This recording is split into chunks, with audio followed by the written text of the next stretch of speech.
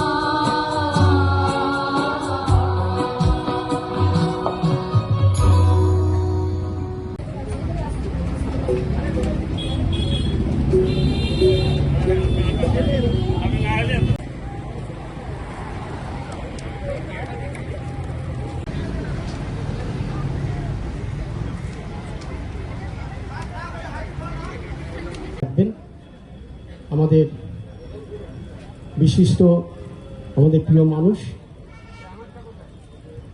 শোভনদেব চট্টোপাধ্যায় আমাদের প্রথম বছর থেকে এখানে আসেন, এবং একটা সময় ছিল যে আমি বলেছি যে পান্তা ভাত শুটকি না হলে আমরা এই পানীয়টা খাবো না, ওরা দেখবেন ল্যাজ গুটিয়ে এসে বাংলায় করবে।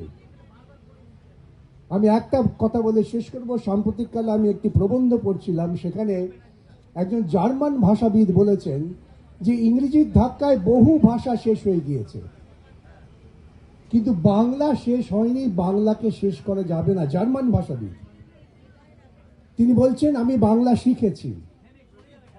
বাংলার যে ভাষার গভীরতা, এবং বাঙালির এত বড় সংকট 1947-এর পর আর আসেনি, এবং 47-এ তবু মানুষ একটা মাটি পেয়েছিল, এখন কোনো মাটি নেই, তার মাটির মধ্যে থেকে অধিকারহীন করে দিয়ে যাচ্ছে। সেই সময় এই 21শে ফেব্রুয়ারি উদযাপন আমাদের কাছে অত্যন্ত তাৎপর্যপূর্ণ, এবং বাঙালির ঘুরে দাঁড়ানোর লড়াই, বাঙালির রুখে দাঁড়ানোর লড়াই, বাঙালির স্বাভিমান, বাঙালির আত্মমর্যাদা বোধকে রক্ষার লড়াই। এই সারা রাত 21শে ফেব্রুয়ারি হচ্ছে 28 বছর ধরে, গান, কবিতা, নাচ, এবং রাত 12টায় মশাল মিছিল। একটাই দাবি, বাংলার জয় হোক, বাঙালির জয় হোক। কবি বাজে কথা, বক্সার আমি ছিলাম, ভারতীয় দলের অধিনায়কও হয়েছি, এটা আমার গর্ব হয় বললে। বাকি যেগুলো বললো সেগুলো খুব একটা বড় কথা নয়, কিন্তু আমি কবিতা দিয়েই শুরু করব।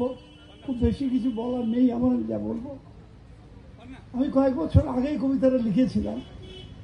কবিতাটার নাম হলো নিজ ভূমে পরবাসী। তুমি তো পারোনি তোমার ভিটেতে বানাতে নিজের ঘর, তুমি আত্মীয় আর নয় কো এদেশে, হয়েছ যে তুমি পর। পূর্বপুরুষ ছিল বাংলায়, হয়নি তখনও ভাগ। যারা এসেছিল এদেশের বুকে, কিভাবে বলবো দেশ ছেড়ে চলে যাক। এদেশে ওদেশে আছে যেন কত আত্মীয় পরিজন, মাটি ভাগ হয়ে গেছে, ভাগ হয়নি কো ভালোবাসার বন্ধন। ওরা তো চেয়েছে থাকতে এদেশে, চায় না কো ফিরে যেতে, এতদিন পরে চলে যেতে হবে ভিটে মাটি সব ছেড়ে।